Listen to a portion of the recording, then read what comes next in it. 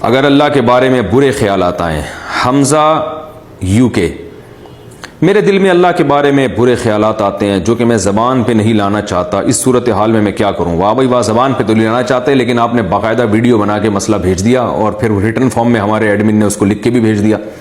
تو دیکھو بھائی، یہ ایمان کی علامت ہے۔ حدیث سے یہ بات ثابت ہے کہ اگر آپ کے دل میں برے خیالات آ رہے ہیں اللہ کے بارے میں، نبی کے بارے میں، اسلام کے بارے میں، اور آپ اس پہ پریشان ہو رہے ہو تو یہ ایمان کی علامت ہے۔ ایمان کی علامت اس لیے کہ اگر آپ واقعی بے ایمان ہو چکے ہوتے تو آپ ان خیالات پہ پریشان نہیں ہوتے بلکہ خوش ہوتے۔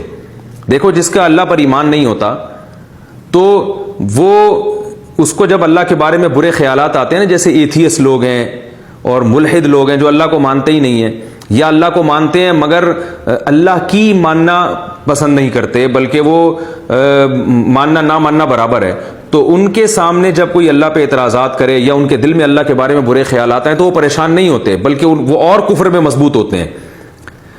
تو یہ جو آپ کو پریشانی ہو رہی ہے نا، یہ پریشانی اس کی علامت ہے کہ آپ کا ماشاءاللہ اللہ پر ایمان بھی ہے، اللہ کے رسول صلی اللہ علیہ وسلم پر ایمان بھی ہے، اسلام پر بھی آپ کا ایمان ہے۔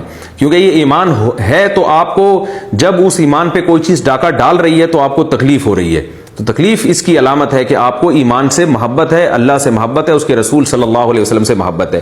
تو یہ جو خیالات آ رہے ہیں نا، یہ شیطانی وسوسے ہیں، یہ شکوک و شبہات نہیں ہیں۔ ان وسوسوں کا علاج یہ ہے اعوذ باللہ من الشیطان الرجیم پڑھا کریں، اور ایک جو اس کا ٹیکنیکل علاج ہے وہ یہ ہے کہ ان وسوسوں کو لفٹ نہ کرائیں بالکل۔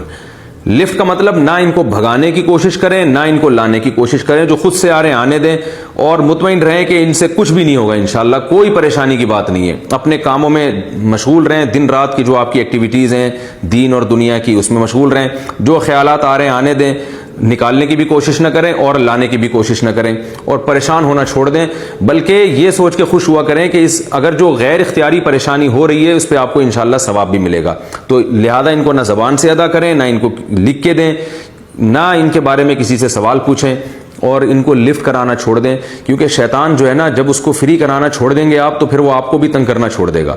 اب آپ پریشان ہوں گے نا تو شیطان سمجھ جاتا ہے کہ یہ آدمی ان وسوسوں سے پریشان ہو رہا ہے، اب اس کو اور پریشان کرو۔ آپ نے دیکھا ہوگا جب ہم چھوٹے بچے تھے نا تو بچوں کی عادت ہوتی ہے، کوئی موٹا ہو تو اس کی چڑ رکھ دیتے ہیں موٹو، کوئی پتلا ہو تو اس کی چڑ رکھ دیتے ہیں پتلو، کوئی کالا ہو تو اس کو کلو کہہ دیتے ہیں، تو اس طرح کی چڑیں بچے بہت کرتے ہیں۔ تو اب ہم نے دیکھا اسکولوں میں ہم دیکھتے تھے کہ جو بچہ کسی خاص نام سے چڑھتا ہے نا تو دوسرے بچے پھر اس کو اور زیادہ چھیڑتے ہیں۔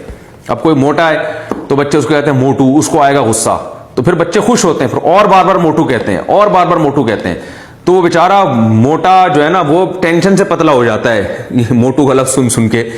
تو اس کا علاج یہ تھا کہ بھائی وہ لفٹ نہ کرائے، وہ کوئی موٹو کہہ رہا تو بھائی کہنے دو، تو بچے جب دیکھیں گے اس کو تو ٹینشن ہی نہیں ہو رہی، تو بچوں کا تو مقصد یہ تھا نا ٹینشن دینا، جب وہ دیکھتے ہیں کہ اس کو ٹینشن ہو ہی نہیں رہی ہے تو وہ پھر اس کو موٹو کہنا ہی چھوڑ دیتے ہیں، تمیز سے نام سے پکارتے ہیں اس کو۔ تو یہ انسان کی فطرت ہے، عادت ہے، شیطان کی بھی یہ فطرت ہے کہ وہ وسوسے ڈالتا ہے اور دیکھتا ہے جو پریشان ہو رہا ہے نا وسوسوں سے اس کو اور پریشان کرو، اور جو پریشان نہیں ہو رہا پھر وہ شیطان اپنی فائلیں لپیٹ کے چلا جاتا ہے، کہہ رہا ہے کسی اور پہ ٹرائی کرو۔ بھائی وہ شیطان کے پاس بھی اتنا ٹائم تھوڑی ہے کہ وہ ایک ہی آدمی پہ سارا زور لگا دے، وہ کہہ رہے بھائی جہاں دال گلے گی وہاں گلاؤ، جہاں نہیں گل رہی تو کچھ اور کسی اور پہ ٹرائی کرو پھر۔ تو یہ بالکل ایسے ہی جیسے عاملوں کے معاملے میں، جنات کے معاملے میں جو زیادہ جنات کو فری کراتے ہیں نا، زیادہ ڈرتے ہیں وہ یہ نہ ہو جائے اور یہ والا تعویذ اور وہ والا تعویذ، جنات پریشان بھی انہی کو کرتے ہیں، جو زیادہ ان چکروں میں نہیں پڑتے وہ جنات ان کو پریشان بھی نہیں زیادہ کرتے۔ تو بالکل اسی طرح وسوسوں کو بالکل لفٹ نہ کرائیں۔ نو لفٹ کا جو ہے نا وہ اپنے دل کے اوپر ایک نوٹس لگا کے رکھ دیں، شیطان جب بھی آئے تو نو لفٹ دیکھ کے واپس چلا جائے، تو انشاءاللہ یہ وسوسے خود بخود ختم ہو جائیں گے۔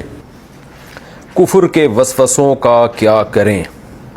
جب میں 15 سال کا تھا تو میرے منہ سے کچھ غلط الفاظ نکلے تھے اللہ تعالیٰ کے بارے میں۔ ابھی جب میں نے 5 وقت نماز کی پابندی شروع کی ہے اور توبہ کی ہے تو وہ چیزیں مجھے بہت ستاتی ہیں، کہیں میں کافر تو نہیں ہو گیا؟ اس بارے میں میری رہنمائی فرمائیں۔ دیکھو بھائی، جب آپ نے زبان سے ایسی غلط باتیں نکال دی ہیں اور توبہ کر لیا آپ نے تو اب ان کو بھول جائیں۔ علماء کہتے ہیں شیطان جو ہے نا پہلے تو انسان سے گناہ کراتا ہے، ایک جرم تو یہ انسان شیطان کی بات میں آ کے گناہ کر لیتا ہے، دوسرا پھر اللہ کی رحمت بعض دفعہ ہوتی ہے اور انسان سچے دل سے توبہ کرتا ہے، تو پھر شیطان دوسرا حملہ یہ کرتا ہے کہ وہ دل میں وسوسے ڈالتا ہے کہ تیری توبہ قبول نہیں ہوئی، تاکہ انسان پریشان رہے اور عبادت میں اس کا دل نہ لگے.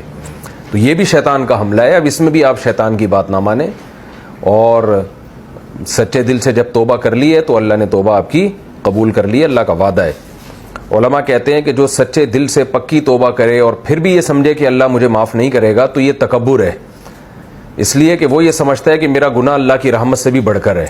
تو بظاہر تو یہ تواضع لگتی ہے، لیکن حقیقت میں یہ تکبر ہے.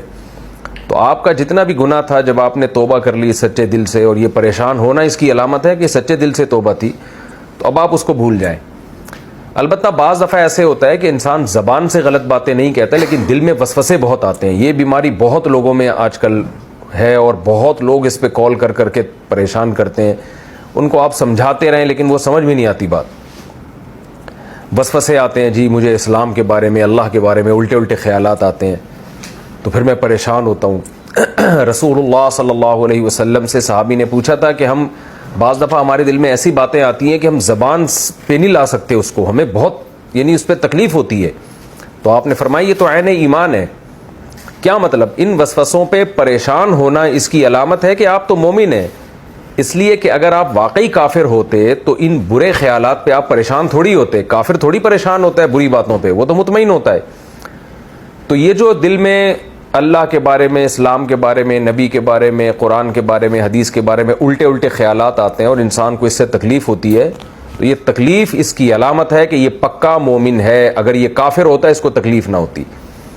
تو اب ان وسوسوں کا علاج کیا ہے؟ ان کا علاج یہ ہے کہ ان کو لفٹ کرانا چھوڑ دیں. نہ کسی سے اس کے بارے میں سوال کریں، نہ کسی مولانا صاحب سے پوچھیں، نہ مفتی صاحب سے پوچھیں. یہ آ رہے ہیں، آنے دیں. ان کو نکالنے کی بھی کوشش نہ کریں. دل سے جو خیال زبردستی نکالنے کی کوشش کی جاتی ہے وہ نکلتا نہیں ہے، بلکہ دل میں اور زیادہ وہ خیال گھستا ہے. تو ان وسوسوں کا علاج یہ ہے کہ آنے دیں، اور جو خود سے آ رہے ہیں آنے دیں. جان بوجھ کر بیٹھ کے سوچیں نہیں، جو آ رہے ہیں آنے دیں، اور تسلی رکھیں کہ اس سے آپ کو انشاءاللہ کوئی نقصان نہیں ہوگا، کیونکہ اللہ تعالیٰ نے یہ معاف کیے. لا یکلف اللہ نفسا الا وسعها. اللہ نے ہمیں ہماری طاقت سے زیادہ کا مکلف نہیں بنایا. دل پہ کس کا اختیار ہوتا ہے؟ ہاں، زبان سے غلط بات نہیں کرنی ہے، اپنے اعضاء اور جوارح سے، اپنے جسم سے برائی نہیں کرنی ہے، اور جو غیر اختیاری چیزیں دل میں آتی ہیں ان سے کوئی فرق نہیں پڑتا. اس طرح جب اور اپنے آپ کو بزی کریں، مصروف کریں. بعض لوگوں کو طلاق کے وسوسے شروع ہو جاتے ہیں. اس میں بھی ایک بہت بڑی ٹینشن ہے. شادی ہوئی اور بس کہیں میں طلاق نہ زبان سے نکال دوں، کہیں یہ نہ ہو جائے، تو پاگل ہو جاتے ہیں سوچ سوچ کے وہ. تو بھائی اپنے آپ کو دوسرے کاموں میں مشغول کریں. کوئی پاگل نہیں ہے جو خود بخود منہ سے زبان سے اس کے طلاق نکل جاتی ہے. اور لاکھوں کروڑوں لوگ شادی شدہ زندگی گزار رہے ہیں، تو ایسے تو خود بخود سب کے منہ سے نکلتی رہتی طلاقیں. تو اس لیے کچھ بھی نہیں ہوتا. اپنے آپ کو بزی رکھنا ہے، مصروف رکھنا ہے، تاکہ یہ وسوسے خود بخود انشاءاللہ ختم ہو جائیں گے. اور ختم نہ بھی ہوں تو ٹینشن نہ لیں اس کی، یہی اس کا علاج ہے. اور ٹینشن نہ لینے سے ہی ختم ہوں گے، یہ ٹینشن سے ختم نہیں ہوتے.